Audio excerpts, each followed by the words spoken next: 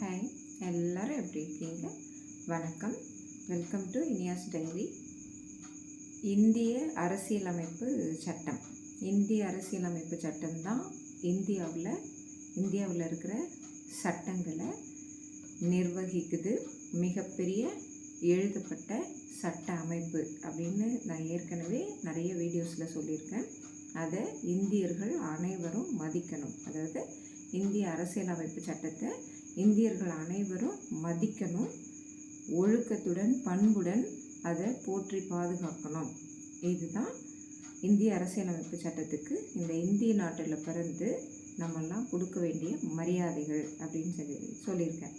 இதை நிறைவேற்றுறது நீதிமன்றங்களையும் இந்திய அரசியலமைப்பு சட்டத்தையும் கையெடுத்து கும்பிட்டு ஒழுக்கத்துடன் பண்புடன் அந்த சட்டங்களை மதித்து நடக்க வேண்டும் அப்படின்னு எனக்கு என்னுடைய 8ஆம் வகுப்பில், அதாவது எங்களது 8ஆம் வகுப்பு ஆசிரியை கலைவாணி டீச்சர் அவங்க தான் சொல்லி தந்திருக்காங்க.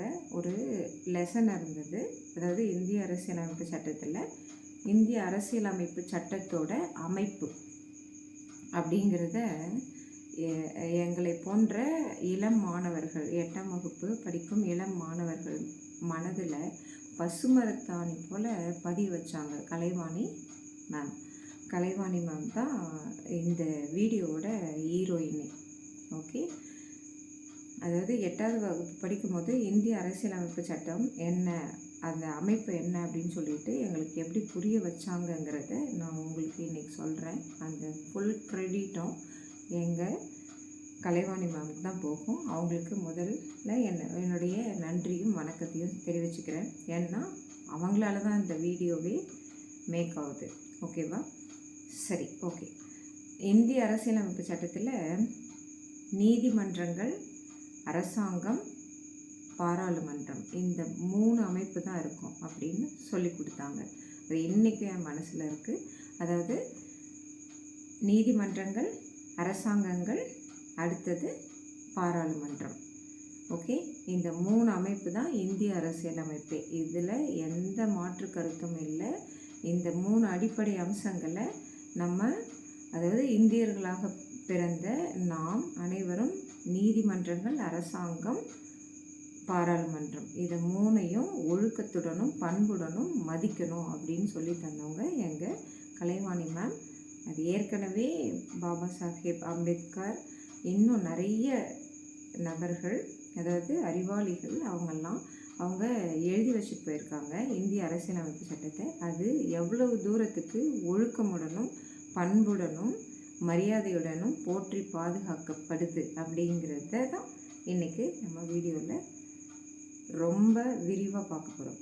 ஓகே, அதாவது நீதிமன்றங்கள்னால் உச்ச நீதிமன்றம், உயர் நீதிமன்றம்னு இருக்கும் மாநிலத்திலையும் மத்தியிலையும். அதே மாதிரி ஜனாதிபதி, ஆளுநர் இருப்பாங்க, அது அரசாங்க அமைப்பு. பாராளுமன்றம்னா மக்களவை, அடுத்தது மேலவை சொல்லிட்டு 2 அமைப்பாக இதை பிரிச்சிருக்காங்க. மொத்தமும் 3 அமைப்புகளாக இந்திய அரசியலமைப்பை பிரிச்சிருக்காங்க அப்படிங்கிறது தான் தெளிவான விளக்கம். இந்திய அரசியலமைப்புக்கு நீதிமன்றங்கள், அரசாங்கம், அடுத்தது பாராளுமன்றம். இதை நம்ம மதிக்கணும், அவங்க சொல்கிறத கேட்கணும் அப்படிங்கிறது தான் இந்த இந்திய அரசியலமைப்பு சட்டத்தோட சாராம்சம், அடிப்படை எல்லாமே. இதை எத்தனை பேர் மதிக்கிறாங்க இல்லை மதிக்கலை அப்படிங்கிறதையும் நம்ம பார்ப்போம்.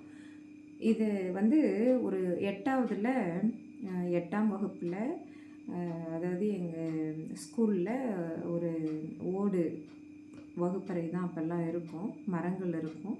அந்த ஏழ்மையான ஒரு வகுப்பறையில் இவ்வளோ பெரிய விஷயத்தை எங்களோட கலைவாணி மேம் அவங்க இவ்வளோ அருமையாக புரிய வச்சுருக்காங்க. நான் இன்றைக்கு வரைக்குமே நீதிமன்றங்கள்னால் மதிக்கணும், அதில் உள்ள நீதிபதிகளை மதிக்கணும் அப்படின்னு சொல்லிட்டு போயிட்டுருக்கேன்.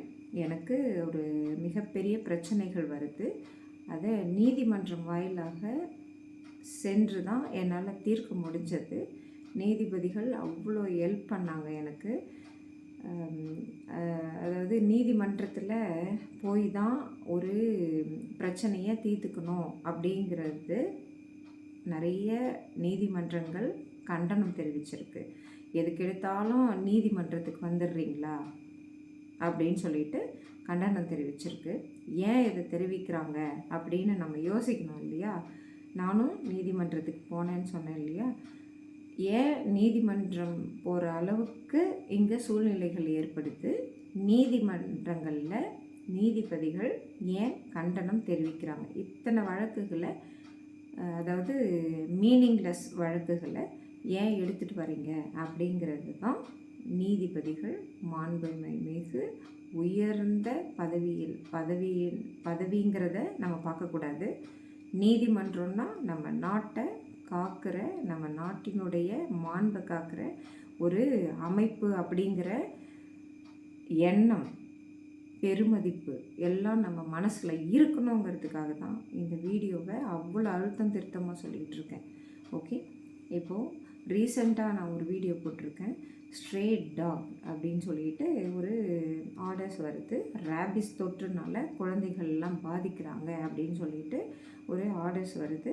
அது வந்து அந்த ரேபிஸ் தொற்றுனால பாதிக்கப்படுற மனித இனம், குழந்தைகள் முதல் கொண்டு இவ்வளோ பாதிப்படைகிறாங்க. ஏன் இது வந்து ஏற்படுது அப்படின்னு சொல்லிட்டு ஒரு உயிரினம் தெருநாய்களை வந்து கட்டுப்படுத்தணும் அப்படிங்கிறதுக்காக ஷெல்டரில் போடணும் அப்படின்னு சொல்லிட்டு நீதிமன்றம் ஒரு தீர்ப்பு அளிக்குது இல்லைங்களா? உடனே அதனுடைய பின்விளைவுகள் என்ன இருக்குன்னா, சிலர் வந்து நாய்களை அந்த மாதிரி போடக்கூடாது அப்படின்னு சொல்லிட்டு அரசியல்வாதிகள், சினி பிரபலங்கள், பொதுமக்கள் எல்லாருமே ஒரு போராட்டமாக எடுக்கிறாங்க. அது போராட்டம் சொல்ல முடியாது, ரெக்வெசிஷன் தான். ஏன்னா நீதிமன்றங்கள் மிக பலம் வாய்ந்தவை, நம்ம நாட்டினுடைய மாண்பை காப்பவை. இல்லைன்னா வெளிநாட்டுக்காரங்கள்லாம் நம்ம நாட்டில் ஏதாவது சண்டை சச்சரவுகள் இருக்குதுன்னா அதை வந்து பார்த்துட்ருக்க மாட்டாங்க, உள்ளே வந்துடுவாங்க, நம்ம நாட்டுக்குள்ளே கலகத்தை ஏற்படுத்துவாங்க.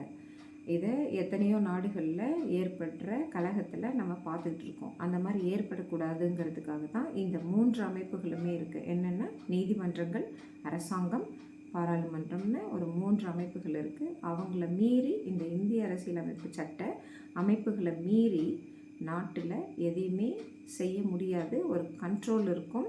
அந்த கண்ட்ரோல் தான் நம்ம நாட்டை கொரோனா காலத்தில் கூட, அதாவது ரேபிஸுங்கிறத ஒரு பார்ட்டாக எடுத்துன்னு போகலாம். தெருநாய்கள் கடிக்கிறதுனால ஒரு நோய் பரவுது. கொரோனா காலத்தில் கூட நம்ம நாடு வந்து ஒரு பொருளாதாரத்தில் பேலன்ஸ்டாக இருந்ததுக்கு காரணம் நம்ம கண்ட்ரோலாக இருக்கிறதுனால தான். அந்த கண்ட்ரோல்னஸ் எதுக்கு இந்த மாதிரி டீவியேஷன் ஆகுது அப்படிங்கிறது தான் நீதிமன்றங்கள் திரும்ப திரும்ப திரும்ப சொல்லிகிட்டு இருக்கு.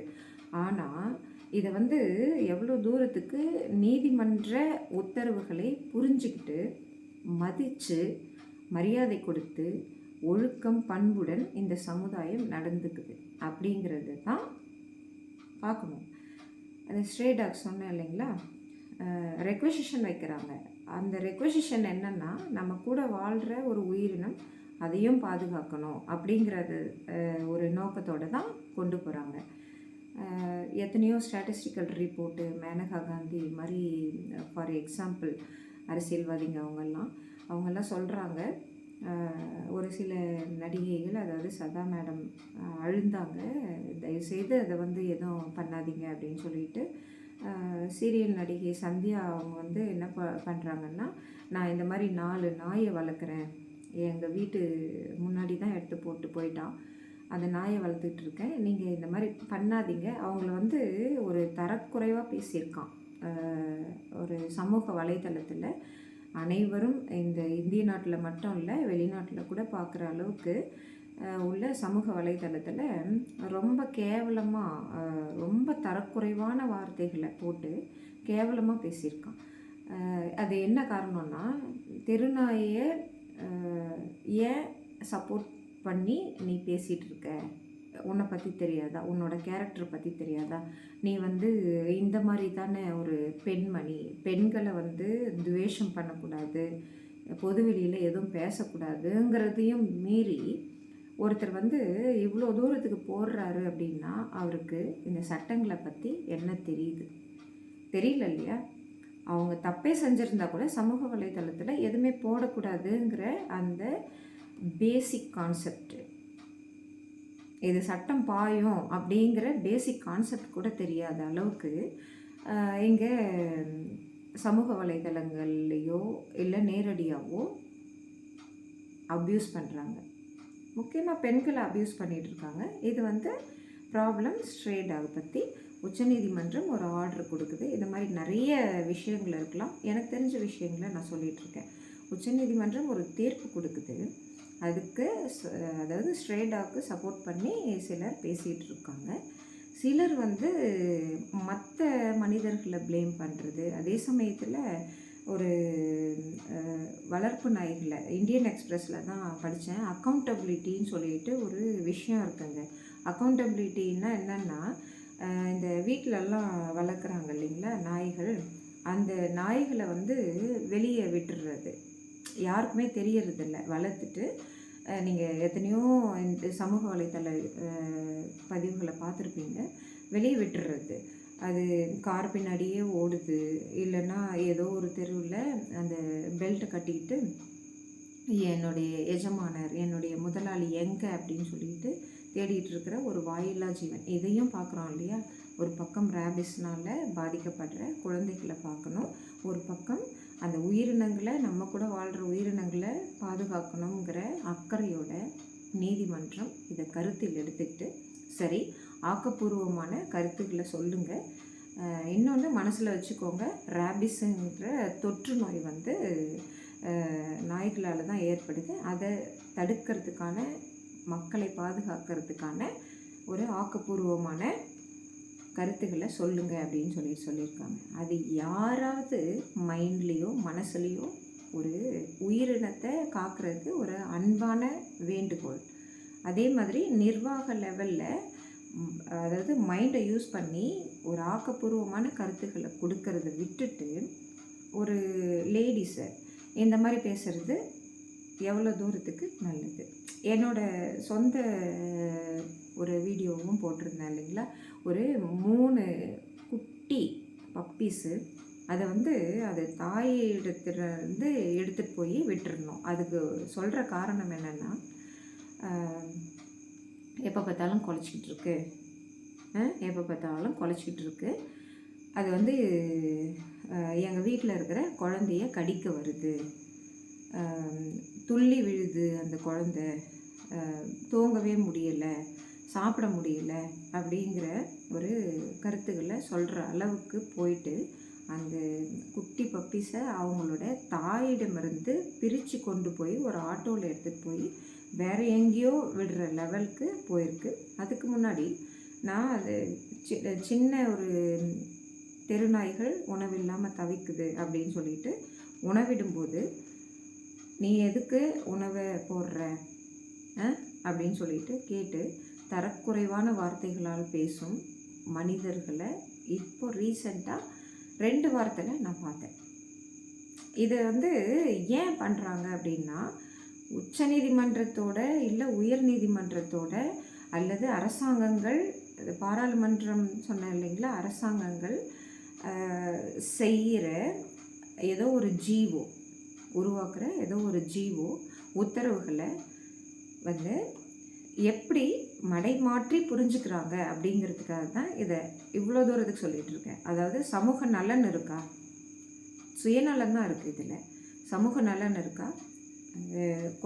அதாவது ஒரு தெருநாய்களுக்கு சாப்பாடு போடுறது, உணவு கொடுக்கறதுனால ஒரு பெண்களை தரக்குறைவாக பேசுகிற அளவுக்கு ஏன் இந்த மனிதர்கள் வந்து இவ்வளோ தூரத்துக்கு போகிறாங்க அப்படின்னு பார்த்திங்கன்னா, அவங்களுக்கு சுயநலம் ஜாஸ்தி. அதாவது ஒரு தெருநாயும் பாதுகாக்கணும், வீட்டில் உள்ள குழந்தைகளையும் பாதுகாக்கணுங்கிற எண்ணத்தோடு இருக்கிற மனிதர்களை வதைக்கிறது. இது ஒரு சட்டத்தை மீறிய செயல்கள். இதெல்லாம் கரெக்டு தானே? இதெல்லாம் சட்டத்தை மீறின செயல்கள். ஒரு நாய்க்கு உணவிடுறதுனாலேயே தரக்குறைவாக பேசிடலாம் அப்படிங்கிற தைரியத்தை, ஒரு நாயை பற்றி பேசுகிறதுனாலேயே தரக்குறைவாக சமூக வலைதளங்களில் பேசிடலாம் அப்படிங்கிற தைரியத்தை இவங்களுக்கெல்லாம் யார் கொடுத்தது? ஒரு செல்ஃப் ரெஸ்பெக்ட் வேணாமா? செல்ஃப் ரெஸ்பெக்ட் வேணாமா? ஒழுக்கம்தான் முக்கியம், பண்புகள் தான் முக்கியம். இங்கே இஷ்டத்துக்கும் யாரையாவது ஒருத்தரை இஷ்டத்துக்கும் பேசுகிற ஒரு சூழ்நிலையையோ அல்லது சட்டத்தை மீறிய செயல்களை செய்கிறதுக்கோ இங்கே சட்டங்கள்லேயும் இடமில்லை, நீதிமன்றத்துலேயும் வழி இல்லை அப்படிங்கிறது இங்கே நிறைய பேருக்கு தெரியவே மாட்டேங்குது. ஓகே, அதாவது இது ஒரு பெரிய சென்சிட்டிவ் இஷ்யூ. இதை நீதிமன்றங்களே எடுக்குதுன்னும் போது அந்த நீதிமன்றங்களில் இருக்கிற ஒரு விஷயத்தை எப்படி தவறாக புரிஞ்சுக்கிட்டு இருக்காங்கன்னு பாருங்கள். இன்னொன்று, அதாவது இது நீதிமன்றங்கள் வந்ததுனாலேயே இல்லை, சாதாரண ஒரு சூழ்நிலையில் ஒரு தெருநாய்களுக்கு உணவிடுற சில மனிதர்கள் இருப்பாங்க, தெருநாய்களை வெறுக்கிற சில மனிதர்களும் இருப்பாங்க. அதை வச்சுட்டு வேறு ஒரு விஷயங்களை எடுத்துகிட்டு இது கூட லிங்க் பண்ணி வேறு ஒரு பிரச்சனைகளை கொண்டு நீதிமன்றங்கள் வரைக்கும் போகிற அளவுக்கு செய்கிற இந்த, அதாவது ஃபார் எக்ஸாம்பிளுக்கு தான் சொல்கிறேன், இந்த தெருநாய்கள் இஷ்யூ இப்போது ரீசெண்டாக இருக்கிறதுனால சொல்கிறேன். இது மாதிரி எத்தனையோ விஷயங்கள் இருக்குது. அதிலெல்லாம் ஒரு ஒழுக்கம் கிடையாது, ஒரு பண்புகள் கிடையாது, சமூக அக்கறை கிடையாது. நான் என்ன சொல்கிறேனோ அதுதான் கரெக்டு அப்படிங்கிறத அந்த நினைப்போடு இருக்கிற ஒரு சட்டத்தை மீறிய செயல்களை செய்கிற மனிதர்களுக்கு சாட்டையடி கொடுக்குற இடமாக தான் நீதிமன்றங்களும் அரசாங்கங்களும் இருக்குது. அதுக்கு இன்னொரு மிகச்சிறந்த உதாரணம் இன்னொன்று சொல்லணும். நான் முக்கியமாக செய்திகள்லாம் நிறைய பிடிக்காத செய்திகள் இப்போது ரீசெண்டாக வந்தது. இந்த ஸ்ட்ரே டாக்ஸு ஒரு சென்சிட்டிவ் இஷ்யூன்னு ஒரு பக்கம் வச்சுக்கிட்டாலும் செய்திகளில் பிடிக்காத விஷயங்கள் நான் சொன்னேன் இல்லையா, கலைவாணி மேம்னு சொல்லிட்டு, அவங்க ஒரு இந்திய அரசியலமைப்பு சட்டத்தை எப்படி அணுகணும், நீதிமன்றங்களை எப்படி மதிக்கணும், நீதிமன்றத்துக்கு நீதிபதிகள் கண்டெம்ட் தெரிவிக்கிற மாதிரி இஷ்டத்துக்கும் போய் நின்றுடக்கூடாது, சின்ன அதாவது மீனிங்லெஸ்னால் ஒரு தரக்குறைவான செயல்களுக்கோ கேவலமான விஷயங்களுக்கோ நீதிமன்றங்களை நாடி அவர்களுடைய பொன்னான நேரங்களை வீணடிக்கக்கூடாது.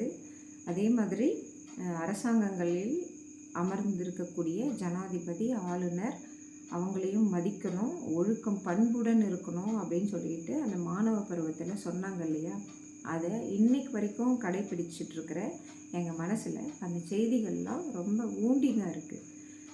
அதாவது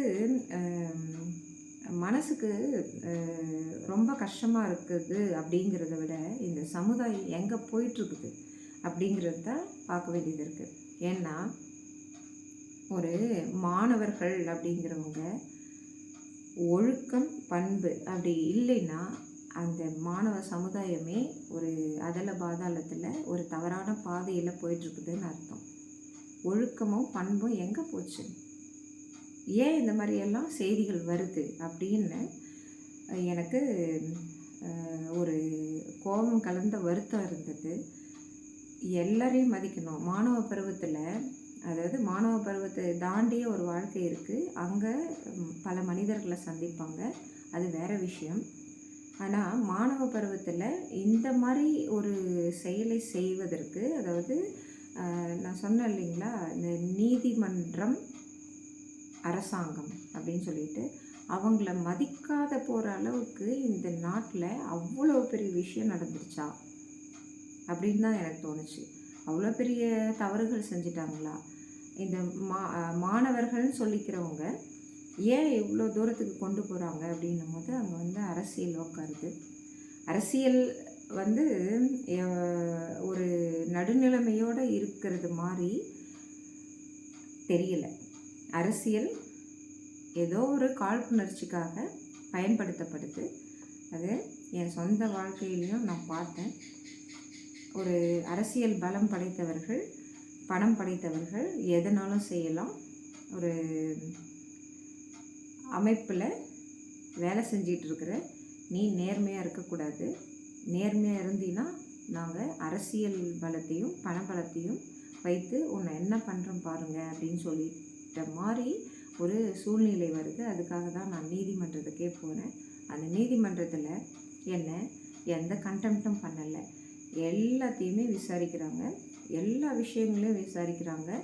இது எதுக்கு சொல்கிறேன்னா, இந்த சமுதாயத்தின் மீது அக்கறை இருக்கிறவங்க தான் ஒரு பதவியிலையோ இல்லை அமைப்பிலையோ உட்கார முடியும்.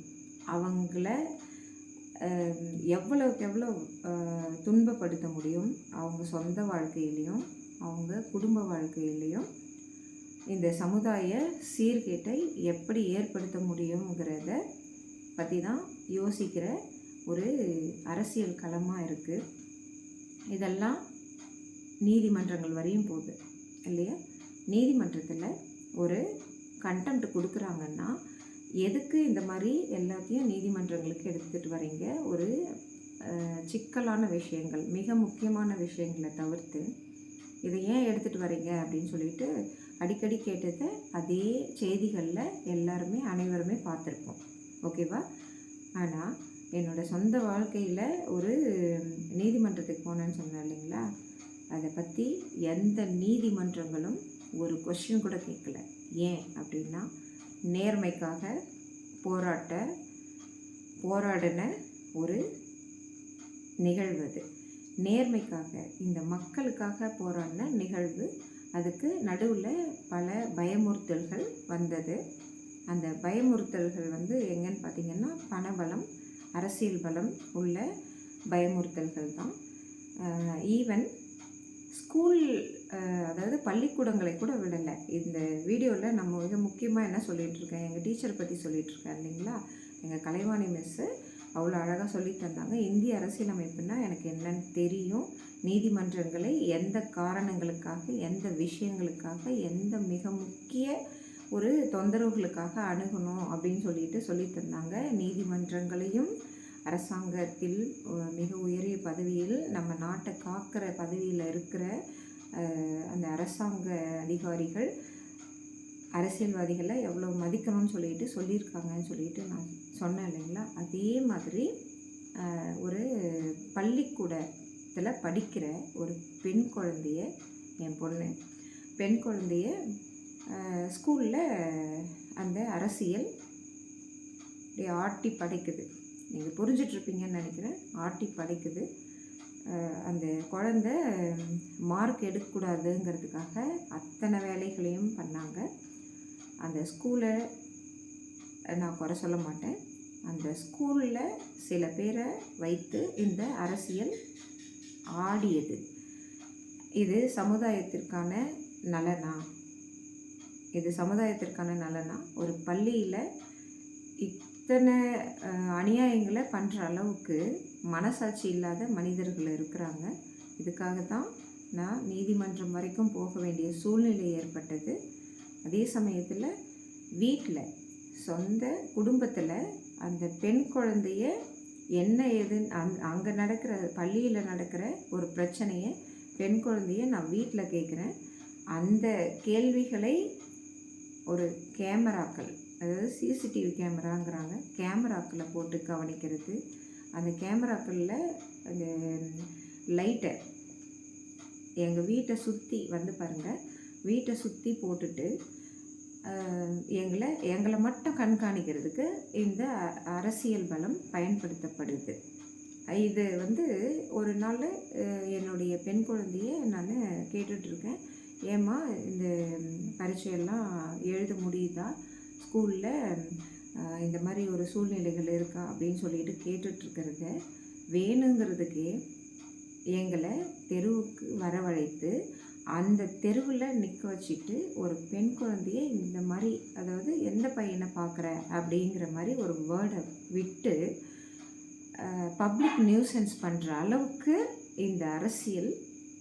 நான் சொன்னேன் இல்லையா, பாராளுமன்றம்ங்கிறது ஒரு பள்ளிக்கூட பருவத்திலிருந்து நம்ம வளர்ந்து வாழ்க்கையில் எத்தனையோ சூழ்நிலைகளில் இந்த நாட்டுக்காக நம்மளுடைய பங்கை அளிக்கணும் அப்படிங்கிறத சொன்னேன் இல்லையா. ஆனால் என்னுடைய பெண் குழந்தைக்கு பள்ளியிலையும் வீட்டு அருகிலையும் அந்த அரசியல் அப்படிங்கிற மிக உயர்ந்த பதவிகளையும் அந்த அதிகாரத்தையும் எவ்வளோ துஷ்பிரயோகம் பண்ணி கண்காணித்து ஒரு ஃபேமிலியை சிதைக்கணுங்கிற நோக்கத்தோட செயல்படுறாங்க பாருங்கள். இதுக்கு அரசு அதிகாரிகளும் துணை. அரசு அதிகாரிகள் ஏன் துணை அப்படின்னு சொல்கிறேன். அதாவது எங்கள் தெருவில் வள்ளலார் நகர் திருப்பத்தூரில் ஒரு அரசு அதிகாரிகள் இருக்கிற ஏரியா தான். நானும் இந்த தெருவில் தான் இருக்கேன். நான் இந்த தெருவில் வரும்போது ரோடு கிடையாது, சாலைகள் கிடையாது, ஓகேவா. அந்த சாலைகள் இல்லை, ட்ரைனேஜ் இல்லை, நிறைய மழை தூருது. ஒரு 2 வருஷத்துக்கு முன்னாடி அந்த ட்ரைனேஜு லீக் ஆகி போகிறதுக்கான வழி இல்லை. சாலை அமைப்பை நிறைய கேட்டுகிட்டே இருக்காங்க. தெருவாசிகள்லாம் வாங்க இதை பற்றி கேட்கணும் அப்படின்னு சொல்லிட்டு சொல்கிறாங்க. அப்போது அந்த நிர்வாகத்தை கவனிக்கக்கூடிய அதிகாரியும் பக்கத்து தெருவில் தான் இருக்காங்க. அவங்க இந்த விஷயத்துக்காக என்னை அலுவலக ரீதியாக பணியிட மாற்றம் பண்ணுவது, அதாவது தெருவாசிகள் கூட நான் இந்த ட்ரைனேஜ் எடுக்கணும், சாலைகள் அமைக்கணும் அப்படிங்கிறதுக்காக நான் அப்போ தான் அந்த தெருவுக்கே வரேன், வாடகைக்கு வரேன். தெருவாசிகளுடன் சேர்ந்து இந்த விஷயத்தை தெருவாசிகளுடன் ஒரு பொது நலனுக்காக கேட்குறேன்.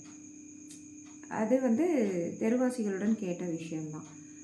அதற்காக கோபித்து கொண்ட அந்த அதிகாரி அலுவலக ரீதியாக என்னை பணியிட மாற்றம் செய்வது, அடுத்தது தண்டனைகள் கொடுக்க வைப்பது, கூட வேலை செய்கிற சிலரை வைத்து அலுவலகத்தில் சண்டையிட்டதாக பொய் காரணம் கூறி இத்தனை வேலைகளையும் செஞ்சாங்க. அதில் இது எப்படி எடுத்துகிட்டு போகணுன்னா, என் மேலே ஒரு நல்ல மதிப்பு உள்ள கூட வேலை செய்கிறவங்களும் இருப்பாங்க இல்லையா, நல்ல மதிப்பற்ற, அதாவது நான் வளர்ந்து விடக்கூடாது, என்னுடைய ஃபேமிலி அப்படியே அதில் பாதாளத்துக்கு போயிடணும் அப்படின்னு நினைக்கிறவங்களும் இருப்பாங்க இல்லையா, அந்த மாதிரி ஆட்களை கூட சேர்த்துக்கிட்டாங்க. அதில் ஜாதி மதம் எல்லாமே எழுதி கொடுத்துருக்காங்க. ஜாதி ரீதியாக என்னை அஃபெக்ட் பண்ணுறாங்க. அதுக்கு தான் நான் நீதிமன்றத்துக்கு போனேன். எதுக்கு? ஒரு நல்ல விஷயத்துக்காக, அதாவது ட்ரைனேஜ் அமைக்கணும், அடுத்தது சாலை போடணும் அப்படின்னு சொல்லிட்டு சொன்ன என்ன நிர்வாக ரீதியாக எவ்வளோ அதிகார துஷ்பிரயோகம் பண்ண முடியுமோ அவ்வளோ அதிகார துஷ்பிரயோகம் பண்ணி மிக நீண்ட தூரத்தில் ஒரு பணியிட மாற்றம் பண்ணுவது, அடுத்தது தண்டனைகள் கொடுப்பது, எங்கள் குடும்பத்துலேயும் இது ரிஃப்ளெக்ட் ஆகும், நான் பாதிக்கப்படுவேன் அப்படிங்கிற நோக்கத்தோடு தான், உள்நோக்கத்தோடு தான் இதெல்லாம் செய்யப்படுது. ஆனால் இன்னைக்கு வரைக்குமே நான் இருக்கிற பகுதியில் சாலைகள் இல்லை. அந்த அதிகாரி இருக்கிற பகுதிக்கு சாலை அமைத்து கொடுத்துருக்குது இந்த அரசியல் அதிகாரம். ஏன் இதை அதாவது பொதுவாக கேட்குற ஒரு விஷயத்தை அந்த அதிகாரி தான் பெரியவங்க அப்படிங்கிறதுக்காக சாலைகள் போடப்பட்டுள்ளது. அவங்க கார் வாங்கியிருக்காங்க, அந்த சாலையில் போகிறாங்க வராங்க. இது ஏன் சொல்ல வரேன்னா, நான் ஏன் நீதிமன்றத்துக்கு போகிறேன்? ஒரு அநியாயம் நடக்குது. அதாவது மக்களுடைய மனுக்களை பார்த்து மக்களுடைய மனுக்களில் உள்ள குறைகளை தீர்ப்பது தான் எங்களை போன்ற அதிகாரிகளுடைய வேலையாக இருக்கணும். அதை விடுத்து இந்த மாதிரி செயல்களில், அதாவது அதிகாரிகள் தண்டனைக்குள்ளாக்கும் உள்நோக்கத்துடன் செயல்படுவதால் பொதுமக்கள் தருகிற மனுக்கள் மீது, அந்த மனுக்களின் மீது நடவடிக்கை எடுத்து இந்த பொதுமக்களுக்கு சீரான ஒரு வாழ்க்கை அமைப்பை ஏற்படுத்தி தரக்கூடிய சூழ்நிலையை இந்த அதிகாரிகள் எங்கே யோசிக்க முடியும்? ஓகே, நீதிமன்றங்களுக்கு போயிட்டு இந்த மாதிரி நடந்தது, எனக்கு பணியிட மாற்றம் இந்த மாதிரி தான் கொடுத்தாங்க, அதாவது தண்டனைகள் இந்த மாதிரி தான் ஏற்பட்டது அப்படிங்கிறதுக்காக நான் நீதிமன்றத்துக்கு போனேன். நல்ல நோக்கத்தோடு போனேன். எந்த நீதிமன்றமும் என்னை கண்டெம்ட் ஆஃப் த கோர்ட் அப்படின்னு எந்த ஒரு வார்த்தையும் சொல்லலை. இதுக்கு தான் இந்திய அரசியலமைப்பு சட்டம் பயன்படுது, நீதிமன்றங்களும் பயன்படுது. அதாவது ஒரு அரசியலில் இருக்கோம், அதிகாரத்தில் இருக்கோங்கிறதுக்காக இந்த மாதிரி எல்லாம் பண்ணிகிட்ருக்கிறது பொதுமக்களுடைய நலனை பாதிக்கும் அப்படிங்கிறதுக்காக தான் இதை சொல்கிறேன். இதே மாதிரி இப்போ ரீசண்டாக மதுரை மாநகரத்தில் மாநகராட்சி ஊழல் நடக்குது இல்லைங்களா? இதை ஊழல், நேர்மையற்ற தன்மை இதெல்லாம் பார்த்துட்ருக்குற நாங்கள் சொல்லிக்கிட்டு இருக்கோம். ஒரு கும்பலாக சேர்ந்துக்கிட்டு அதாவது அந்த ஊராட்சி மன்ற உறுப்பினர்கள், பேரூராட்சி, மாநகராட்சின்னு 3 அமைப்பு இருக்குது. அதுலேயும் அந்த உறுப்பினர்கள்லாம் சேர்ந்து ஒரு நேர்மையை எதிர்த்த சம்பவம் நடந்திருக்கு. என்னுடைய பக்கத்து வீட்டில் இவ்வளோ சண்டைகள், தொந்தரவுகள், தெருநாய்களை காரணமாக வைத்து என்னை தரக்குறைவாக பேசின செயல்கள்லாம் நடந்ததுன்னு சொன்னேன் இல்லையா? அந்த செயல்களை மீறி இன்னொரு செயலும் நடந்தது. இதை நான் ஏற்கனவே ஒரு வீடியோவில் பதிவு பண்ணியிருக்கேன். அது என்னென்னா, அந்த ஊராட்சி மன்றத்தில் இருக்கிற அதிகாரத்தில் இருக்கிற ஊராட்சி மன்ற உறுப்பினர்களில் சிலரை எங்கள் வீட்டுக்கு வராங்க. எப்போது? தமிழ் புத்தாண்டு, போன வருஷம் தமிழ் புத்தாண்டு நான் லீவில் இருக்கேன், வீட்டுக்கு வராங்க. அவங்க வந்த உடனே கேட்ட கொஸ்டின், மேடம் நீங்களா? ஓகே அப்படின்னு சொல்லிவிட்டு அவங்க கிளம்ப பார்க்குறாங்க. நான் வீட்டுக்கு கூப்பிட்டு காஃபி கொடுத்து, சரி நீங்கள் போயிட்டு வாங்க, இது பிரச்சனை உங்களுக்கும் எனக்குமானது இல்லை, நீங்கள் வீட்டு வரைக்கும் வர வேண்டிய அவசியம் இல்லை அப்படின்னு சொல்கிறேன். எங்கள் வீட்டில் பெண் குழந்தை இருக்குது, நான் ஒரு பெண். இது ஒரு 4 பேரை அனுப்புறதுங்கிறது ஒரு அரசியல் கட்ட பஞ்சாயத்து. இது ஏன் நடக்குது? அதாவது அரசியலில் இருந்தால், அரசியல் அதிகாரம் இருந்தால், பணபலம் இருந்தால் நம்ம என்னன்னாலும் பண்ணலாம் அப்படிங்கிறதுக்கான உதாரணம் தான் இது. அவங்க 4 பேருமே வெளியே போயிட்டாங்க. அதுக்கப்புறம் இந்த ஒரு முயற்சியும் எதுலேயுமே எங்களால் எதுவும் பண்ண முடியல, அந்த நேர்மையை சிதைக்க முடியல, அதாவது என்னுடைய நேர்மையை சிதைக்க முடியல அப்படிங்கிறதுக்காக மாமன்ற கூட்டம் ஒன்று நடக்கும். அந்த கூட்டத்தில் நடந்த விஷயங்கள் அவ்வளவு கீழ்த்தரமானவை, தரக்குறைவானவை. அதை ஒரு பத்திரிகையில் போடுறாங்க. அரசாங்க அதிகாரிகள் மனசாட்சியுடன் நடந்து கொள்ள வேண்டும் அப்படின்னு சொல்லிட்டு போடுறாங்க. மனசாட்சியுடன் நடந்து கொள்வது அப்படின்னா என்ன அப்படின்னு சொல்ல வராங்கன்னா, அதாவது இந்த மாமன்றத்தில் நாங்கள் சொல்கிறது நீங்கள் செய்யணும். மக்களினுடைய நலனை பற்றி நான் சொல்கிறேன், அவங்க மக்கள் நலன் எங்களுக்கு முக்கியம் இல்லை அப்படின்னு சொல்லிட்டு சொல்கிறாங்க. இதற்கு அங்கிருந்த அதிகாரிகளும் துணை நிற்கிறாங்க. நான் மட்டும்தான் நின்றுட்டுருப்பேன். அந்த ஃபோட்டோஸ் எல்லாம் அந்த பேப்பரில் வெளிவந்தது. இது நான் ரொம்ப முக்கியமாக சொல்லணும். அந்த ஃபோட்டோஸ் எல்லாம் வெளிவந்தது. அதுக்கப்புறம் எனக்கு என்னுடைய வாழ்வாதாரத்தையே பாதிக்கிற அளவுக்கான தண்டனை கொடுக்கப்படுது. என்னுடைய குடும்பம், நான் எல்லாம் அழிஞ்சு போயிடணும், சிதைஞ்சு போயிடணுங்கிற தண்டனைகள் மிகப்பெரிய அதிகாரி, மாவட்டத்தினுடைய மிகப்பெரிய அதிகாரி ஒருவரால் கொடுக்கப்படுது. அதை நான் நீதிமன்றத்துக்கு கொண்டு செல்லலை. அரசாங்கம்னு சொன்னேன் இல்லைங்களா, ஜனாதிபதி அண்டு ஆளுநர் சொல்லிட்டு அந்த அரசாங்கத்திடம் முறையிடுகிறேன். இந்த மாதிரி எல்லாம் ஒரு கொடுமை நடக்குது. என்னுடைய குடும்பத்தை யார் பாதுகாப்பாங்க? ஓகே, என்னுடைய மாண்பு என்ன ஆகிறது? நான் எவ்வளவு, அதாவது 8வதுலேருந்தே இந்திய அரசியலமைப்பு சட்டத்தையும் நீதிமன்றங்களையும் அரசாங்கங்களையும் பாராளுமன்ற சிஸ்டத்தையும் நான் மதிக்கக்கூடிய ஒரு சாதாரண பெண்மணி, எனக்கு ஏன் இவ்வளோ தூரத்துக்கு ஒரு கொடுமை நடக்குது அப்படின்னு சொல்லிட்டு, அவங்களும் ஒரு பெண்மணி தான், அரசாங்கத்தில் இருக்காங்க. இதை நான் ஏற்கனவே ஒரு வீடியோவில் சொல்லியிருக்கேன். அதே மாதிரி மாநில அளவில் இந்த செய்திகள்லாம் ஒரு நியூஸ், அது ஒரு நியூஸ் சென்ஸ் வந்தது இல்லைங்களா, அதை நான் கொடுத்தேன் இல்லைங்களா. அந்த மாதிரியான ஒரு மரியாதை வைத்து, அந்த மரியாதையை நான் சின்ன வயசுலேருந்தே போற்றி பாதுகாத்துட்டு வந்தவன்.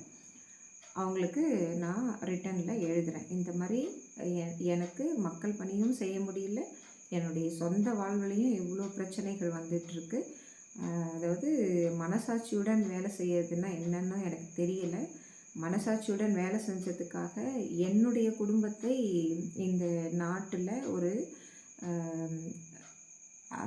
அங்கீகாரம் மிக்க ஒரு நாட்டோட பிரஜைக்கு எவ்வளோ பெரிய அநியாயம் நடக்குது அப்படின்னு சொன்ன உடனே அடுத்த ஒரு வாரத்துக்கெல்லாம் என்னுடைய மாண்பு காக்கப்பட்டது, என்னுடைய மானம் காக்கப்பட்டது, ஓகே, என்னுடைய நேர்மை காக்கப்பட்டது, என்னுடைய குழந்தைகளுக்கான படிப்பு செலவுக்கு கூட என்கிட்ட பணம் இருக்கக்கூடாதுங்கிறத பணம் பலம் படைத்தவர்கள், அரசியல் பலம் படைத்தவர்கள்லாம் எவ்வளோ அநியாயம் பண்ணிகிட்ருக்காங்க. நான் நீதிமன்றங்களுக்கு போனேன். அங்கே எனக்கு நீதிமன்ற ஆதாரங்கள் மற்றும் காரணங்களை கேட்டு அதை முடிக்கிறதுக்குள்ளே என்னுடைய குடும்பம் அதில் பாதாளத்துக்கு சிதிலம் அடைஞ்சிரும். நான் என்ன தப்பு செஞ்சேன் அப்படின்ட்டு நான் ஒரு கோரிக்கையை வைக்கிறேன். எனக்கு உடனடியாக அதிலிருந்த அத்தனை அதிகார துஷ்பிரயோகம், அதாவது அரசியல் ரீதியாக கொடுக்கப்பட்ட தொந்தரவுகள், ஓகே, அரசியல் ரீதியாக கொடுக்கப்பட்ட தொந்தரவுகள், அதிகார லெவலில் கொடுக்கப்பட்ட தொந்தரவுகள், என்னுடைய இந்த வசிப்பிடத்தில் சுற்றி இருக்கிற பொதுமக்களாலும் அதிகாரிகளாலும் கொடுக்கப்பட்ட அவ்வளவு பெரிய அநியாயங்களும் தடுக்கப்பட்டன. இதுக்கு தானே எங்கள் கலைவாணி மிஸ் சொல்லியிருப்பாங்க, நீதிமன்றம் என்ற அமைப்பு, அரசாங்கங்கள்ன்ற அமைப்பு, பாராளுமன்றம் அப்படிங்கிற அமைப்பை தவிர மக்களுடைய நலனில் எந்த அமைப்பும் இந்த நாட்டில் அந்த அமைப்புகளை மீறி எதுவுமே செய்ய முடியாது. ஒரு தவறு, ஒரு அமைப்பு, ஒரு அதிகாரம், ஒரு பலம் படைத்தவர்கள், அரசியல் பலம் படைத்தவர்கள் ஒரு தவறை செய்கிறாங்க. ஒரு நேர்மையான, ஒரு நேர்மைக்கு பாடுபடுகிற ஒரு சாதாரண என்னை மாதிரி பிரஜை ஒரு தரக்குறைவாக நடத்தப்படுறாங்க. அவங்களுடைய வாழ்வாதாரமே பாதிக்கப்படுற மாதிரியான ஒரு சூழ்நிலை ஏற்படுதுங்கிற போது எத்தனையோ விஷயங்கள் இந்த உலகத்தில் நடக்கலாம். இது என்னுடைய சொந்த விஷயமே, சொன்னால் இன்னமும் எஃபெக்டாக இருக்குங்கிறதுக்காக தான் சொல்லிகிட்ருக்கேன். நீதிமன்றங்கள் எனக்கு ஆகுது. பணியிட மாற்றம்ங்கிறத ஒரு சாதாரணமாக எடுத்துக்காதீங்க. பணியிட மாற்றம் போட்டால் எங்கேனாலும் போகணும், ஓகே. அது என்னுடைய பெண் குழந்தைக்கு கால் பிறழ்கிற ஒரு நோய் இருக்கும்போது ஒரு மனசாட்சியே இல்லாமல் பெண்களுக்கு முன்னேற்றம் கொடுக்கணும், சமூக நீதி கொடுக்கணுங்கிற அந்த வார்த்தைகள்லாம் எங்கே போனது? என்னுடைய குழந்தையும் பெண் குழந்தை தான், நானும் பெண் தான். எங்கே போனது இதெல்லாம்? அது நீதிமன்றம் தான் என்னை காப்பாற்றுச்சு. டைரக்ஷன் கொடுத்தாங்க. அதுக்கப்புறம் என் மீது தண்டனை கொடுக்கறதுங்கிறது எவ்வளவு பெரிய கோழைத்தனம், எவ்வளவு பெரிய இந்த அரசியலமைப்பு சட்டத்தை பற்றி புரிதல் இல்லாத ஒரு செயல். இதெல்லாம் ஒரு நிர்வாகத்தில் இருக்கிற எங்களுக்கே இவ்வளோ அநியாயங்கள் நடக்கும்போது பொதுமக்களுக்கு உண்டான ஒரு நன்மையை யார் எடுத்து செய்யணும்? நிர்வாக அமைப்பு தானே செய்யணும்.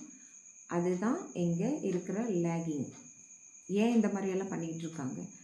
ஒரு பொதுவான விஷயங்களை தான் நான் சொல்லிகிட்டு இருக்கேன்.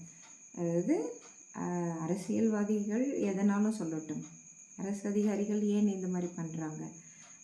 பொதுமக்கள் அவர்களுடன் சேர்ந்து கொண்டு, அதிகார பலம் படைத்தவர்களுடன் சேர்ந்து கொண்டு ஒரு நாய்க்கு உணவிடுறத கூட ஏன் இவ்வளோ தூரத்துக்கு தரக்குறைவாக பேசி அனைத்து தரப்பிலிருந்தும் ஒரு தொந்தரவுகளை கொடுத்து, அதாவது பொதுமக்களுக்கு இத்தனை விஷயத்துலேயும் பொதுமக்களுக்கு நன்மை செய்திருக்க.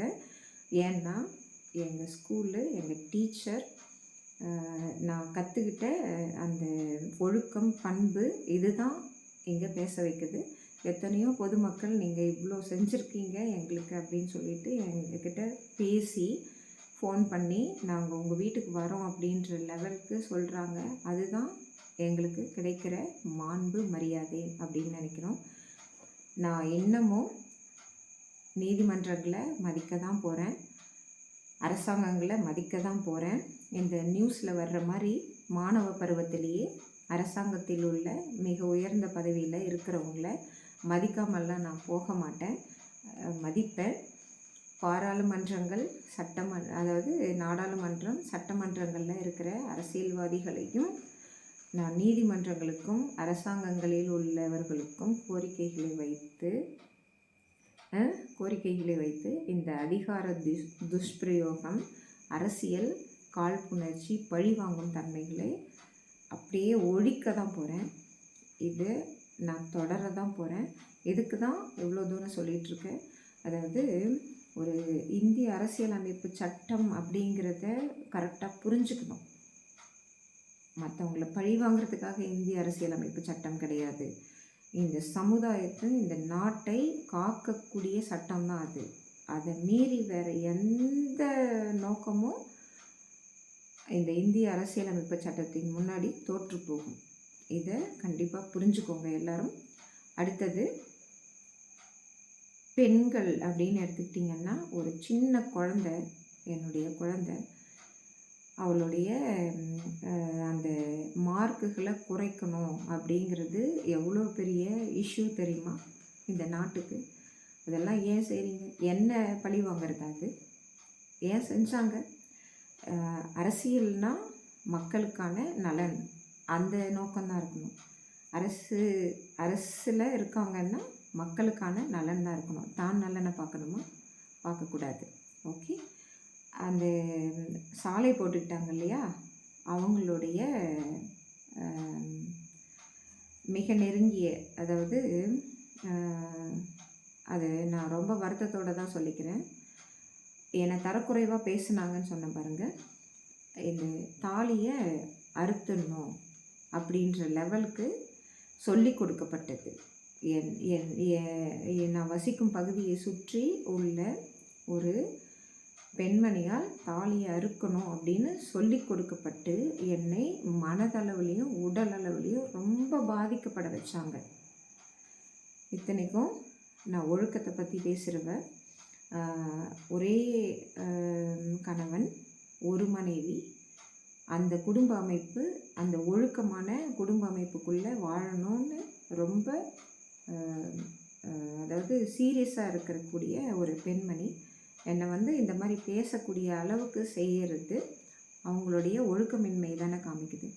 ஒரு பணியிட மாற்றம் செய்கிறது, சாலைகள் அவங்க பகுதிக்கு மட்டும் போட்டுக்கிறது இல்லாமல், நான் வசிக்கக்கூடிய பகுதியில் ஒரு பெண்மணியை வைத்து தாலியை அறுக்கணும் அப்படிங்கிறதுக்கு பேர் சமூக நீதியா? இதுக்கு பின்னாடி பின்புலத்தில் அரசியல் இருக்குது, கண்டிப்பாக இருக்குது. அது நாங்கள் இந்த பதவியில் இருக்கோம், இந்த அரசியல் பலத்தோடு இருக்கோம் அப்படிங்கிற திமிரை தான் காட்டுது அப்படிங்கிற ஒரு சொல்லையும் நான் சொல்லிக்கிறேன். தாலி அறுக்கிறதுங்கிறது இந்த தமிழ்நாட்டில் எவ்வளோ பெரிய வேர்டு அப்படிங்கிறத நான் இன்னொரு இன்சிடென்ட் மூலியமாகவும் சொல்கிறேன். AWPS ஆல் உமன் போலீஸ் ஸ்டேஷனுக்கும் நான் போயிருக்கேன். என்னோடய பொண்ணு விஷயமாகவும் எடுத்துகிட்டு போனேன், என்னோடய விஷயமாகவும் எடுத்துகிட்டு போனேன். இவ்வளவு தொந்தரவுகள் என்னுடைய பகுதியில் வசிக்கிற பொதுமக்களால், இந்த அதிகாரிகளால், அரசியல் பலம் படைத்தவர்களால், இந்த ரவுடிகள் வந்தாங்க இல்லையா எங்கள் வீட்டுக்கு, அவங்களால வருதுன்னு சொல்லிட்டு நான் ஆல் உமன் போலீஸ் ஸ்டேஷனுக்கு போகிறேன். அங்கேயும் அந்த ரவுடி, அந்த 4 பேரில் ஒருத்தன் மட்டும்தான் வரான். அவன் கூட ஒரு ரவுடி வரான். அவன் இப்படி, அதாவது ஒரு நேர்மையானவங்க உக்காந்துட்ருக்காங்க, என்ன நீ பேசிகிட்டே இருக்க அப்படின்னு சொல்லிட்டு ஏதோ கேட்குறான் அந்த ரவுடி. இத்தனைக்கும் காவல் அதிகாரி என் பக்கத்தில் தான் உட்காந்துட்ருக்காங்க. அந்த ரவுடி உள்ளே கேட்குற அளவுக்கான கொடுமைகள்லாம் எனக்கு நடந்தது. நீ யார் அப்படின்னு சொல்லிட்டு தானே யாருமே கேட்க முடியும்.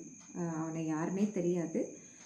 நீ யார் அப்படின்னு கேட்டால், என்ன கை நீட்டி பேசுகிற, இந்த விரலை பார்த்து என்ன கை நீட்டி பேசுகிற, கையை கீழே விடுங்கிறான் ஒரு காவல் நிலையத்தில். இதெல்லாம் எவ்வளோ தூரத்துக்கு நான் நீதிமன்றத்துக்கு எடுத்துகிட்டு போக முடியும்? இது கொஸ்டின் வருது இல்லையா? இதை ஒரு காவல் அதிகாரி பக்கத்தில் உட்காந்துட்ருக்காங்க. அவங்களையும் மீறி நான் வந்து ஆன் டியூட்டியில் இருக்கேன். என்னையும் மீறி ஒரு ரவுடி உள்ளே வந்து அதாவது ஆல் உமன் போலீஸ் ஸ்டேஷன் அது. தாலி இருக்க அப்படின்னு கேட்குறதுக்காக நான் போயிருக்கேன். ஓகே. ரொம்ப டெரிகேட்டாக தான் இருக்கும் இந்த வேர்ட்ஸ் எல்லாம். இது அனுபவிச்சிருக்கோம். ஓகே. இந்த மாதிரி கேட்கக்கூடிய தரக்குறைவான வார்த்தைகளை ஏன் கேட்குறாங்க? இதனால தான் அதாவது நாய்களுக்கு சோறு போடுறது, எங்கள் வீட்டில் நாய்களை வளர்க்குறது, இல்லை என் பொண்ணை நான் ஸ்கூலில் என்ன நடக்குது அப்படின்னு கேட்குறது வந்து பப்ளிக் பிளேஸில் பப்ளிக் நியூசென்ஸ் பண்ணிவிட்டு உன் பொண்ணு எந்த பையனை பார்க்குறா அப்படின்னு சொல்லிட்டு கேட்குற அப்படின்ற லெவலுக்கு கொண்டு போகிற ஒரு பகுதிவாசி பெண்மணியை எதிர்த்து காவல் நிலையத்தில் ஒரு பெட்டிஷன் கொடுக்கும்போது ஒரு ரவுடி வந்து இந்த மாதிரி கேட்டுட்ருக்கான் என்ன, எப்படி ஏன் கை நீட்டி பேசுகிற அப்படின்ட்டு. இதில் யாருடைய தப்பு இருக்குது? இதுக்கு நான் நீதிமன்றம் போக முடியுமா? சொல்லுங்கள். இதுக்கு நான் நீதிமன்றம் போக முடியும்? அங்கே கேட்குறேன் நீ யார் அப்படின்ட்டு. உடனே அந்த காவல் நிலையத்திலேருந்து என்னை இன்னும் 2 தரக்குறைவான வார்த்தைகளை பேசிட்டு அவன் வெளியே போயிடுறான். இதெல்லாம் ஏன் அனுமதிக்கிறாங்க? காவல் நிலையத்தில் ஏன் அனுமதிக்கிறாங்க? ஏன் அனுமதிக்கிறாங்கன்னா அந்த லேடி காவல் அதிகாரியையும் பயமுறுத்தி வச்சுருக்காங்க. எனக்கு எந்த சப்போர்ட்டும் பண்ணக்கூடாதுங்கிறது தான் இன்ஸ்ட்ரக்ஷன். எனக்கு எந்த சப்போர்ட்டும் பண்ணக்கூடாது.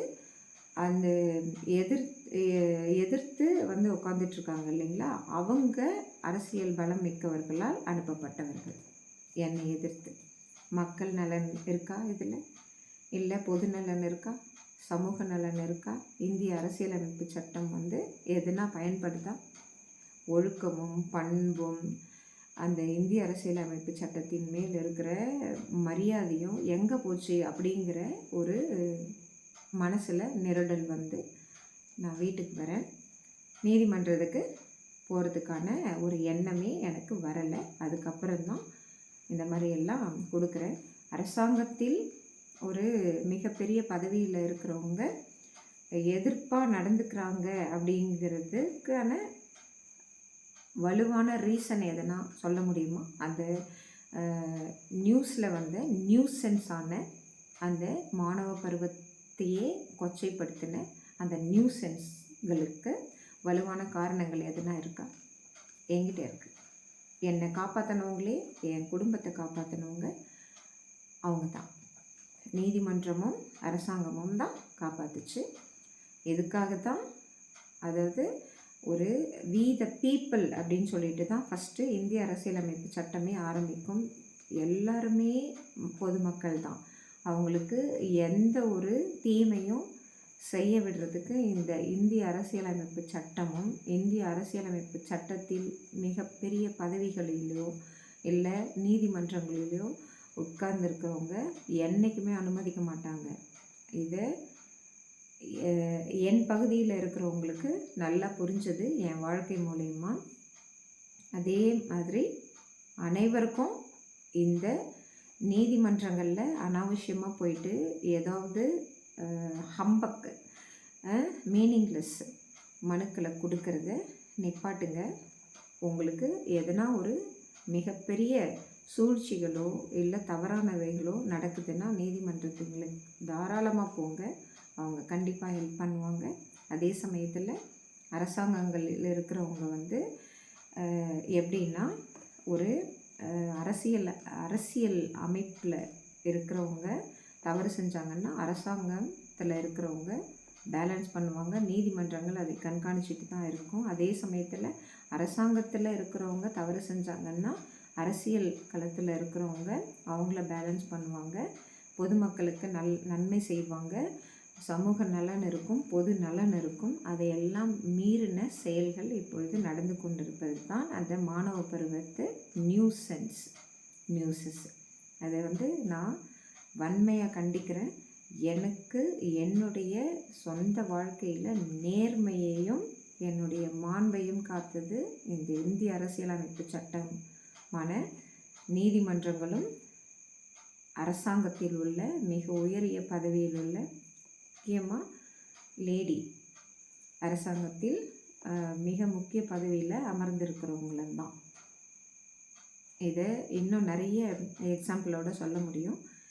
இந்த மாதிரி ஒரு தரக்குறைவான ஒரு தமிழ்நாட்டில் பிறந்த ஒரு பெண்களுக்கு இந்த தாலிங்கிறது எவ்வளோ சென்சிட்டிவான விஷயம் அப்படிங்கிறதையும் மறந்து இந்த மாதிரி ஒரு தரக்குறைவான ஒரு நேர்மையற்ற செயல்களை செய்கிறதுக்கு தைரியம் கொடுக்கறதும் அதிகார துஷ்பிரயோகம் பண்ணுறதும் யார்?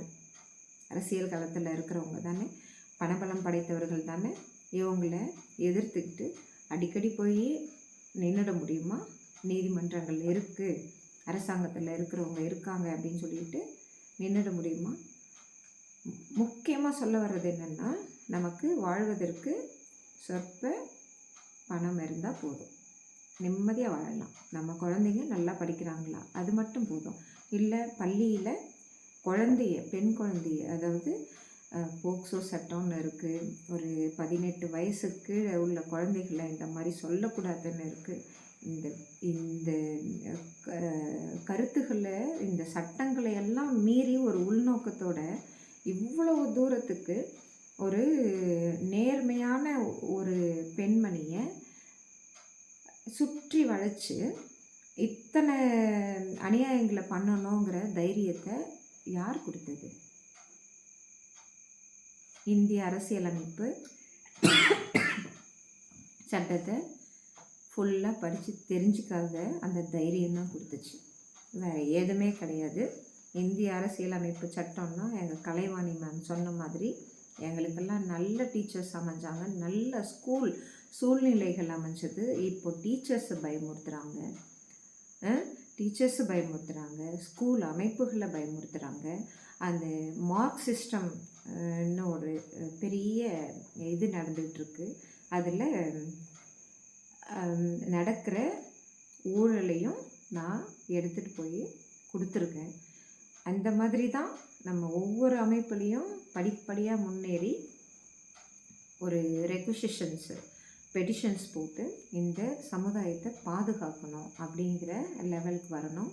எடுத்ததுக்கெல்லாம் நீதிமன்றங்களுக்கு போயிடக்கூடாது, எடுத்ததுக்கெல்லாம் அரசாங்கங்களுக்கு போயிடக்கூடாது. இதை தான் நான் வலியுறுத்தி சொல்ல விரும்புகிறேன். இது என்னுடைய சொந்த வாழ்வில் நடந்த நிகழ்வுகளை எடுத்து சொல்கிறதுனால இன்னும் நல்லா புரியுங்கிறதுக்காக தான் நான் இதை ரொம்ப மனசார வெளிப்படையாக சொல்லிகிட்ருக்கேன். இந்த பெண்களுக்கு முன்னுரிமை கொடுக்கறது எப்படின்னு புரியணும். பெண் குழந்தைகளுக்கு முன்னுரிமை கொடுக்கறது அவங்கள மானத்தையும் மரியாதையையும் அந்த அவங்க படிக்கிற பள்ளிக்கூடங்களில், நாங்கள் படிக்கும் போதெல்லாம் எங்கள் மிஸ்ஸு சொல்லி தந்தது இந்திய அரசியலமைப்பு சட்டம் மட்டும்தான் என் மனசில் இருந்தது. இன்றைக்கு பெண் குழந்தைகள் சந்திக்கிற எத்தனையோ அவலங்கள் நடந்துக்கிட்டு இருக்கு பள்ளிக்கூடங்கள்லேயும். இந்த அரசியல்னால் அது தடுக்கப்படணும். ஓகே, இந்த இந்திய அரசியலமைப்பினுடைய 3 அமைப்புகளை நல்லா புரிஞ்சுக்கிட்டவங்க தான் இதையெல்லாம் கரெக்டாக நேர்மையான வழியில் இந்த நாட்டோட நலனோட சிந்திச்சு செயல்பட முடியுங்கிறத நான் ஆணித்தரமாக சொல்லிக்கிறேன். அதே மாதிரி தான் இந்த ஸ்ட்ரே டாக் இஷ்யூவும். எஸ்சி ஆர்டர் போடுது, அதுக்கு ஆக்கப்பூர்வமான கருத்துக்களை சொல்லுங்கள். நாய்களை அடிச்சுட்டு இருக்காதீங்க. நாய்களுக்கு உணவு வைக்கிறவங்க அவங்க ஒன்றும் பெரிய தப்பு செஞ்சிடல. அவங்கள தரக்குறைவாக பேசுகிறதுனால எந்த பிரயோஜனமும் அந்த நாய்களுக்கும் இல்லை, மனித குலத்துக்கும் இல்லை. சொல்லுங்கள், வேணான்னு சொல்லலை. சந்தியாவை அந்த சமூக வலைத்தளத்தில் ஏன் அவ்வளோ தரக்குறைவாக அவர் பேசிகிட்டு இருக்காரு? என்ன நேரில் பேசணும்? சந்தியாவை பேசின வேர்டு தான் எனக்கும் வருது. இதெல்லாம் யார் கொடுக்குறா? ஏதோ ஒரு உள்நோக்கம் இருக்குது. நாங்கள் தான் இந்த பகுதியில் மகாராணிகள், மகாராஜாக்கள் அப்படிங்கிற அந்த எண்ணங்கள் இருக்குது பாருங்கள். நாங்கள் தான், எங்ககிட்ட பணம் இருக்குது, அரசியல் பலம் இருக்குது அப்படின்னு சொல்லிட்டு எந்த உள்நோக்கமும் இந்த இந்திய அரசியலமைப்பு சட்டங்கள் முன்னாடி எடுபடாது. ஜெயிக்கவும் ஜெயிக்காது. அது என்னுடைய வாழ்க்கையை அதல பாதாளத்துக்கு சிதிலமடைய செய்கிற அளவுக்கு கொண்டு போகணுன்னு நினச்ச உள்நோக்கங்களை சிதைச்சிச்சு பாருங்கள். நீதிமன்றத்துலேயும் அரசாங்க ஒரு அமைப்புலேயும் இந்த 3 அமைப்பை மீறி எதையும் நம்ம நாட்டில் யாருமே செஞ்சிட முடியாது. பேலன்ஸ்டாக இருக்கும். எந்த அதிகார துஷ்பிரயோகமும் எந்த அதிகார விதி மீறல்களும் யாரையும் ஒன்றும் பண்ணாது இந்த நாட்டில். ஓகே, அதை புரிஞ்சுக்கிட்டு இந்த இந்திய அரசியலமைப்பு சட்டத்தை படித்து பாருங்கள். படிக்க முடியலன்னா தெரிஞ்சவங்கக்கிட்ட கேட்டு தெரிஞ்சுக்கிட்டு ஒழுக்கத்தோட பண்போட நம்ம கூட இருக்கிறவங்கள நல்லபடியாக பேசி இந்த சமுதாயத்தை ஒழுக்கமான சமுதாயத்தை மாற்றுறதுக்கு உண்டான வழிமுறைகளை பாருங்கள். அடுத்த தலைமுறைகளான பெண் குழந்தைகளை எத்தனையோ வகையில் இந்த சமுதாயம் சீரழிச்சிக்கிட்டு இருக்கு. அதில் ஒரு விஷயந்தான் நான் இன்றைக்கி சொன்னது. அதையும் மீறி அந்த பெண் குழந்தை இன்னமும் நல்லா படிச்சுட்ருக்கா. அவங்க பள்ளிக்கூடத்தில் இன்னமும் பூஸ்டப் பண்ணிகிட்ருக்காங்க. இத்தனை அரசியல் காழ்ப்புணர்ச்சிகள் மத்தியிலையும் அவங்க ஸ்கூல்லேயும் இன்னமும் அந்த பெண் குழந்தைய உயர்த்திகிட்ருக்காங்க, முன்னேற்றிட்டுருக்காங்க. அது ஸ்கூல், பள்ளிக்கூடம், கையெடுத்து கும்பிடக்கூடிய ஒரு இடம், கோயில். அது அங்கே போயிட்டு உங்கள் உள்நோக்கத்தை இம்ப்ளிமெண்ட் பண்ணணும் அப்படின்னு சொல்லிட்டு யாருமே நினைக்கக்கூடாது. இந்த மாதிரி இந்த ஒரு விஷயந்தான் நான் சொல்லியிருக்கேன். இந்த மாதிரி நிறைய விஷயங்களை நாங்கள் பார்க்குறோம். இது எஃபெக்டாக இருக்குங்கிறதுக்காக தான் என்னுடைய சொந்த வாழ்க்கை விஷயத்தையே நான் சொல்லியிருக்கேன். இதை நல்லா புரிஞ்சிக்கணும் அப்படிங்கிறதுக்காக தான் நான் திரும்ப திரும்ப சொல்கிறேன். இந்திய அரசியலமைப்பு சட்டத்தினுடைய 3 அமைப்புகளான நீதிமன்றம், அரசாங்க அமைப்பு, பாராளுமன்றம், இது 3த்தையும் மீறி தவறான உள்நோக்கங்களோ தவறான காழ்ப்புணர்ச்சிகளோ தவறான அரசியல் எடுபாடுகளோ இப்படி தான் சொல்லணும், எதுவுமே இங்கே ஜெயிக்கிறதுக்கான வழிகளை இந்த இந்திய அரசியலமைப்பு சட்டம் வழி விடாது. அதை அனுமதிக்கவும் அனுமதிக்காது. இதை நல்லா புரிஞ்சுக்கோங்க. நேர்மையும் உண்மையும் உண்மையான ஆதாரங்களும் உண்மையான காரணங்களும் தான் இங்கே ஜெயிக்கும். சட்டத்துக்கிட்ட மாட்டிக்காதீங்க. தேங்க்யூ. இந்திய அரசியலமைப்பு சட்டம் இன்னும் நிறைய சொல்கிறேன். இது தொடரும். தேங்க்யூ.